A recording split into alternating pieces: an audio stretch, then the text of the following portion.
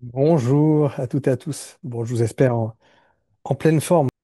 Alors, j'étais ce matin en animation de webinaire sur l'IA, sur l'intelligence artificielle, et, euh, et quand on voit la stat de l'été dernier qui disait qu'il y avait, selon les sources, entre 35 et 40% des voyageurs et voyageurs qui ont un moment ou un autre utilisé l'IA pour dénicher leurs perles rares, leur destination, leur hébergement, leur restaurant. Bon, voilà, c'est pas une paille, et ce chiffre va sans doute aller crescendo dans les prochains mois, dans les prochaines années.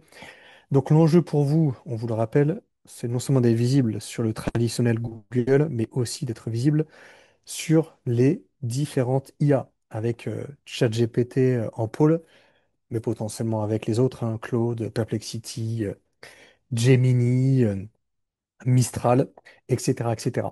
Alors, je vous partage un article rédigé par Noël Rémy sur le site attitudedigital.com. Noël Rémy, c'est une consoeur, une amie qui est consultante dans le web, spécialisée aussi dans le tourisme en Alsace. Et donc l'article, il a une petite connotation alsacienne parce que le titre est le suivant, SEO touristique en Alsace, comment rester visible face aux recherches IA et conversationnelles. Honnêtement, il est bien fait et il est structuré d'une manière que j'apprécie parce qu'il est très très opérationnel, très concret, vous le verrez avec plusieurs parties intéressantes dans son article. La première, c'est comprendre le nouveau SEO, que les recherches conversationnelles changent absolument tout, que l'IA ne liste plus les liens, mais elle résume des réponses. Donc, à vous d'avoir un contenu qui parle comme au visiteur, avec des phrases naturelles et précises. On est vraiment sur une rédaction maintenant de sites, de texte, qui est plus le catalogue, mais vraiment le côté conversationnel. Comme si vous parliez à vos potentiels voyageurs et voyageurs et que le texte était écrit sur votre site internet. Ensuite, il y a toute une partie sur comment rendre votre site IA-friendly, avec notamment des descriptions qui doivent être plus précises avec certains mots-clés. Elle vous propose, suggère, et je valide à 100% d'intégrer une FAQ optimisée sur votre site. Alors, c'était le cas avant l'IA, par rapport aussi au développement de Google et le Google conversationnel, mais c'est encore plus le cas avec l'IA. Une FAQ dédiée avec une page ou une FAQ intégrée dans chacune des pages de votre site, spécifiquement par rapport à la problématique de la page concernée. Euh, il faut miser, d'après elle, sur la précision et l'inspiration.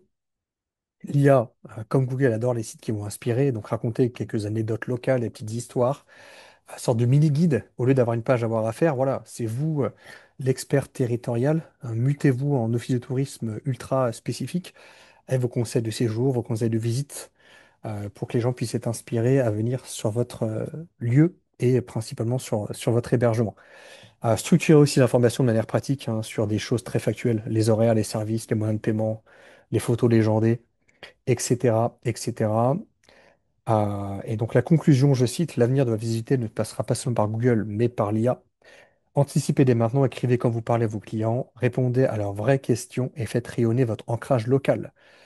C'est la clé pour rester visible et choisi dans ce nouveau monde digital. Voilà. Donc, merci, cher ami Noël, pour cet article inspirant. Euh, J'aurai sans doute d'autres choses à vous partager dans les prochaines semaines liées à l'IA par rapport à un outil qui maintenant est en France, qui est intégré à ChatGPT, qui s'appelle Operator. Un manifeste aussi qui est intéressant pour que le Digital Market Act s'applique aussi aux IA. Le Digital Market Act à l'échelle européenne s'applique aux agences de voyage en ligne, mais pas forcément l'univers de l'IA. Et donc les agences de voyage en ligne sont en train de négocier, de contractualiser avec les IA pour être en monopole aussi sur les agents d'IA et les IA qu'on connaît, ChatGPT étant le porte-étendard. Bref, donc bon, le sujet de l'IA fait que débuter pour vous, l'enjeu est indispensable à maîtriser pour rester, je veux dire, vivant et vous développer dans les prochaines années. Voilà. Donc on redébattra de ce sujet via Marie, via moi, avec plaisir dans les prochaines semaines. Allez, bonne inspiration avec cet article et à très bientôt. Ciao, ciao.